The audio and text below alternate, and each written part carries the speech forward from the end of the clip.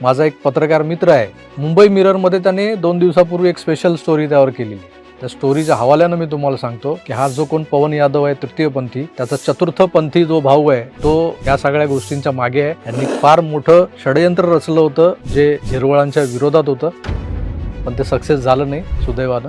पण ह्याला फरार दाखवून त्याचा शोध न घेणारे पोलीस नेमकं काय करतायत हा प्रश्न उभा राहतो. आणि हा पोलिसांना गुंगारा देऊन फरारी असलेला इसम जर इंस्टाग्रामवर रील्स बनवून टाकत असेल आणि आपण कुठे कुठे फिरतोय, आपण कशी मजा मारतोय, हे एक प्रकारे आपल्या समोर म्हणजे जनतेसमोर मांडून पोलिसांना वाकुल्या दाखवत असेल, तर शर्मेनं मान कोणी खाली घालायची हा ज्याचा त्याचा वैयक्तिक प्रश्न आहे. हा प्रश्न उभा राहिला, या प्रश्नाचं उत्तर कोणीतरी द्यायला हवं.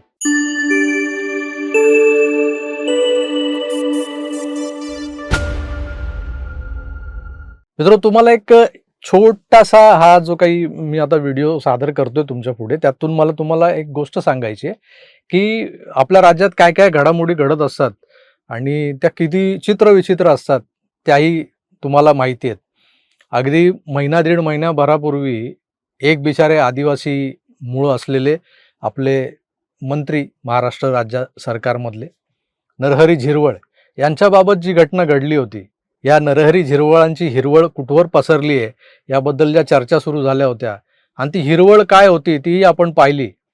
काही व्हिडिओज झिरवळांच्या सोबतचे आपण सोशल मीडियावर व्हायरल होताना पाहिले. ते ज्याच्यासोबत होते तो तृतीयपंथी वगैरे म्हणवला जातो, तो मुळात तृतीयपंथी नव्हता, तर तो ट्रान्सजेंडर होता. आधी पुरुष असलेला, चांगला धट्टा कट्टा हट्टा पुरुष असलेला हा जो काही कार्यकर्ता आहे गोरेगावातला, तो अचानक लिंग बदल करून घेतो आणि एका तरुणीच्या वेशभूषेमध्ये वावरू लागतो आणि आपण ट्रान्सजेंडर आहोत. त्यामुळे तृतीयपंथी विकास महामंडळ वगैरे जे काय आहे त्या महामंडळात कुठेतरी तृतीयपंथीयांसाठी काम करण्यासाठी मला शिरकाव करून द्यावा यासाठी तो अनेक मोठ्या मोठ्या नेत्यांना भेटत असायचा. आता मी त्याचा जो काही उल्लेख करतोय तो पुल्लिंगी यासाठी करतोय की माझ्या लेखी तो अजूनही पुरुषच आहे. आता हा जो कोणी होता, पवन यादव की काहीतरी त्याचं नाव होतं, याचा एक भाऊही होता, सख्खा भाऊ. दोघेही दिसायला तसे चेहरापट्टी वगैरे त्यांची एकंदर ठेवण ही जवळपास सारखीच आहे. फक्त हा पवन यादव गोरा गोमटा आणि त्याने ज्या शस्त्रक्रिया वगैरे करून घेतल्या ट्रान्सजेंडर होण्याच्या दरम्यान, त्यात काही इंजेक्शन्स हार्मोनल चेंजेससाठी जे घेतले जातात, त्यामुळे त्यांची जी त्वचा असते ती नितळ तुकतुकीत गोरी होते, नको त्या ठिकाणी थोडासा फुगीरपणा वगैरे येतो, असं सगळं होतं त्या याच्यामध्ये. त्यात आपण नको पडायला. आणि पुरुषाची बाई कधी होते ते कळत नाही. आता ही पुरुषाची झालेली बाई ज्या पद्धतीनं झिरवळांच्या हात धुवून मागे लागली होती, ते व्हिडिओ जेव्हा आपण पाहिले तेव्हा आपण त्या व्हिडिओत ज्या पद्धतीनं व्यक्त झालो होतो आणि त्या व्हिडिओचं शीर्षकही आपण असं दिलं होतं, खाया पिया कुछ नाही, गिलास तोडा एक झिरवळ.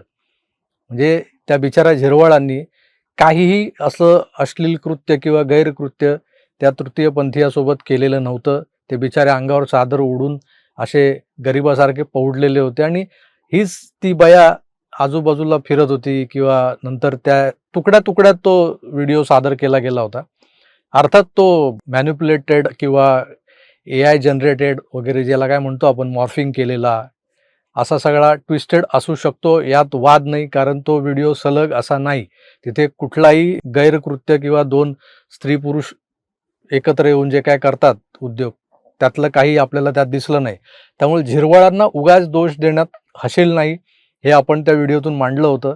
पण झालं काय की झिरवळांवर प्रचंड टीका झाली या दरम्यान. अगदी झिरवळ रडले बिचारे या सगळ्या गोष्टींच्या स्पष्टीकरणार्थ जेव्हा ते समोर आले मीडियाच्या. तेव्हा झालंय काय की हा जो काही तो पवन यादव आहे त्याचा एक भाऊ आहे, त्या भावाने हे व्हिडिओ त्याच्या मोबाईलमधून ते शूट केले होते. म्हणजे ते एकत्र त्या आमदार निवासातल्या खोली, म्हणजे आमदार निवास होता की मंत्र्यांचा बंगला होता, त्या बंगल्यात बेडरूमपर्यंत हे बडवायझर नावाची बियर, मग चिकन बिर्याणी आणि इतर सगळे खाद्यपदार्थ घेऊन, चकणा वगैरे घेऊन बसलेत आणि मस्तपैकी हे सगळं खाणं पिणं झाल्यानंतर हे जे काही घडत होतं त्याचं कुठे ना कुठेतरी मोबाईल ठेवून शूटिंग चाललं होतं हे दिसत होतं.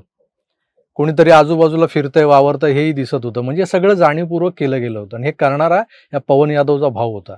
आता हे सगळं उघड झाल्यानंतर त्या पवन यादवने हात वर केले आणि त्यात माझा काही संबंध नाही, हे सगळं करणारा माझा जो भाऊ आहे तो हे सगळं शूट केल्यानंतर आम्हाला ब्लॅकमेल करत होता की मला 25 लाख तरी द्या, नाहीतर FDI सारख्या संस्थेमध्ये जे ती कमिटी असते त्या कमिटीमध्ये मला मेंबरशिप तरी द्या.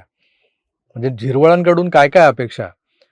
या पवन यादवला तृतीयपंथी विकास महामंडळामध्ये घुसायचं होतं, भावाला FDI मध्ये घुसायचं होतं.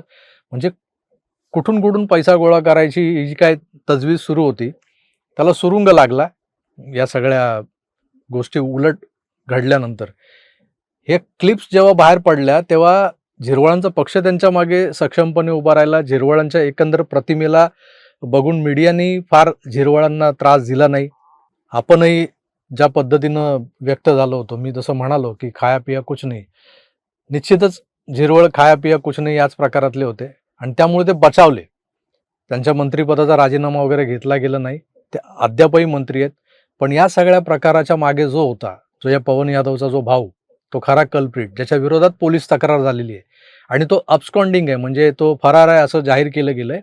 कारण ह्यानेच हे सगळे व्हिडिओ केले होते आणि मग ते सोशल मीडियात पसरवले आणि त्याच्या आधी त्यांनी काही मागण्या ठेवल्या होत्या आपल्या आणि आता त्या पूर्ण होत नाहीत म्हणून बदनामी करून पळून गेलेला हा जो फरारी झालेला हा जो भाऊ आहे पवन यादवचा, तो आपल्या कार्यतत्पर पोलिसांना सापडत नाहीये.